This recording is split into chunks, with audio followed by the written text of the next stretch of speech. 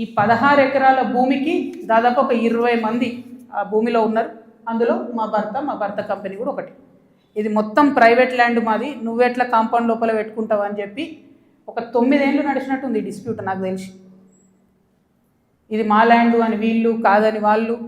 ఫైనల్గా 2019లో లోక్ అదాలత్లో, ఇగో ఇది BRS government ఇచ్చిన పాస్బుక్, అది ప్రైవేట్ ల్యాండ్ అని చెప్పి ఫైనల్గా లోక్ అదాలత్లో 2019లో ఈ టేకంషా అనే కంపెనీ ఈ 16 ఎకరాలు ప్రైవేట్ పట్టా వీళ్ళందరూ కూడా కాంప్రమైజ్ అయింది.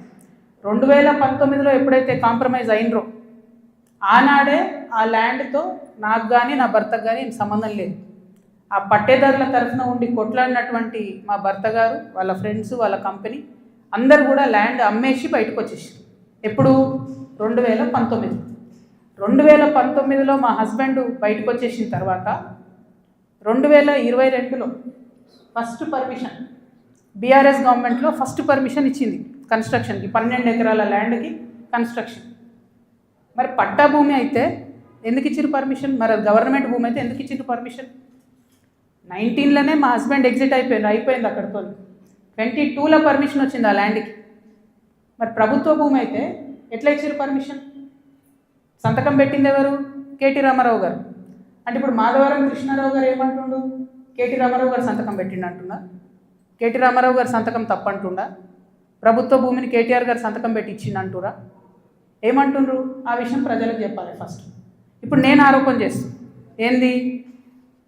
ఎలక్షన్కి పోయే ముందు అక్టోబర్ 7, 2023 అందరం ఎలక్షన్ దాంట్లో ఉన్నాం. ఎలక్షన్ జోన్లో ఏదైతే ల్యాండ్తో 2019లో మా భర్తకు సంబంధం లేకుండా పోయిందో 2023 అక్టోబర్లో బీఆర్ఎస్ ప్రభుత్వం కేటీఆర్ గారి మినిస్ట్రీ నుంచి 5 ఎకరాలకు చేంజ్ ఆఫ్ ల్యాండ్ యూజ్ ఇచ్చింది. అంటే ఇండస్ట్రియల్ భూమిని రెసిడెన్షియల్ భూమి కింద మార్చుకోవచ్చు అని చెప్పింది. మరి ఇది ఎట్లా వచ్చింది? ఏంది ఇది? ఎందుకు ఇచ్చారు ఎలక్షన్ కన్నా 2 రోజుల ముందు? ఏం లావాదేవీలు జరిగినాయి? దీంట్లో కృష్ణారావు గారి పాత్ర ఏంది? ఈ వ్యాపారం చేసే వ్యక్తి మీ సుట్టమట కదా, ఆయన పేరు నేను ఎందుకు చెప్తా బయట, కానీ మీ సుట్టమట కదా. మరి మీరు చేయించుకురా దగ్గరుండి? ఏంది ఇది? దీనికి నాకు సమాధానం చెప్పాలి. కేటీఆర్ గారు చెప్తారా? బీఆర్ఎస్ పార్టీ చెప్తుందా? కృష్ణారావు గారు చెప్తారా? దీనికి సమాధానం చెప్పాలి. ఎట్లా ఇస్తారు చేంజ్ ఆఫ్ ల్యాండ్ యూజ్? ఈ ల్యాండ్తో మాకు సంబంధమే లేదు. 5 ఎకరాలకు బీఆర్ఎస్ గవర్నమెంట్లో చేంజ్ ఆఫ్ ల్యాండ్ యూజ్ వస్తుంది. నిన్నగాక మొన్న 6 ఎకరాలకు కాంగ్రెస్ గవర్నమెంట్ కూడా అదే ల్యాండ్లో చేంజ్ ఆఫ్ ల్యాండ్ యూజ్ ఇచ్చింది. అంటే బీఆర్ఎస్ వాళ్ళు సపోర్ట్ చేసిన వ్యాపారవేత్తల్ని యాజ్ ఇట్ ఈస్గా కాంగ్రెస్ వాళ్ళు కూడా సపోర్ట్ చేస్తున్నారు. ఏంది ఇది? మరి ఎవరికి అండర్స్టాండింగ్ ఉంది? నాకుందా అండర్స్టాండింగ్? మీకుందా? మీ గుంపులు ఉన్న మనుషులది ఇగో ఇదే ఏవిరెడ్డి గారితో, నవనామి వెంచర్స్, ఇదే ఏవిరెడ్డి గారితో పోచంపల్లి శ్రీనివాస్ రెడ్డి అనేట ఆయన పార్ట్నరు. ఈయన ఎవరు దోస్తు, ఎవరు బినామీ?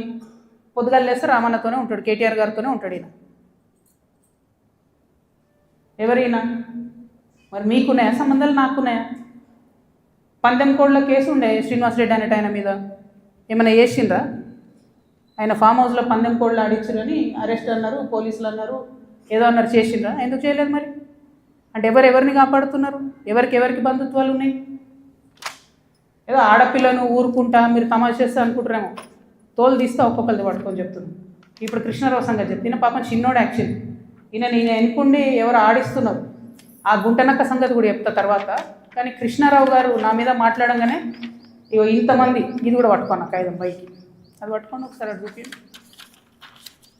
ఇంతమంది బాధితులు వాళ్ళంతా ఫోన్లు చేసి ఎకరాలు ఇన్ని ఉన్నాయి అక్క, దయచేసి మాట్లాడండి అక్క. నిన్నటి నుంచి ఫోన్.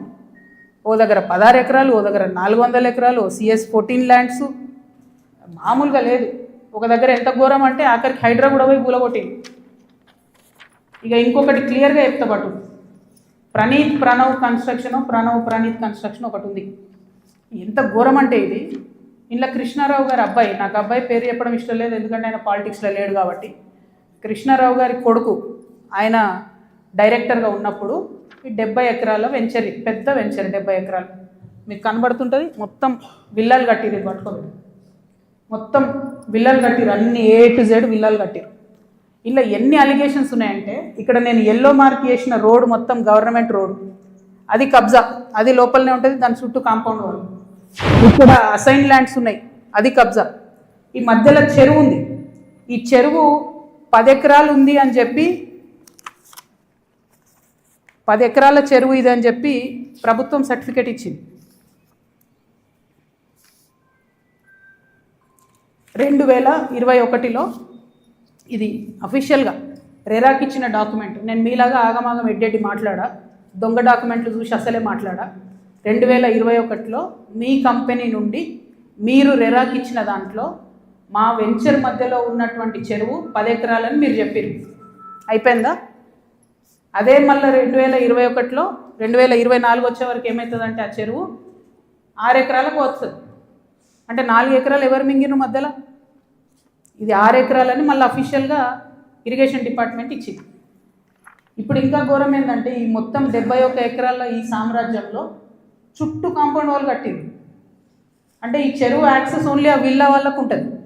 యాక్చువల్లీ అది ఊరిది చెరువు. అంటే మీ అయ్యా జాగిరా చెరువు లోపలేసుకొని చుట్టూ కాంపౌండ్ వాల్ పట్టుకుంటే ఆ ఊరు వాళ్ళు వాడుకోవద్దా చెరువును? హైడ్రాకి దమ్ముంటే రేవంత్ రెడ్డి గారికి కానీ గవర్నమెంట్లో ఉన్న వ్యక్తులకు ఈ వెంచర్తో సంబంధం లేకపోతే యాక్సెస్ ఓపెన్ చేయండి, దానికి ఓపెన్ చేయండి. చెరువు మధ్యలో ఉంటుంది, చుట్టూ విల్లా, ఎక్కడికక్కడ కేజీఎఫ్ సామ్రాజ్యాలు. ఇంకొక మాట చెప్పిండు కృష్ణారావు గారు, ఏందో 307 గాజుల రామారావు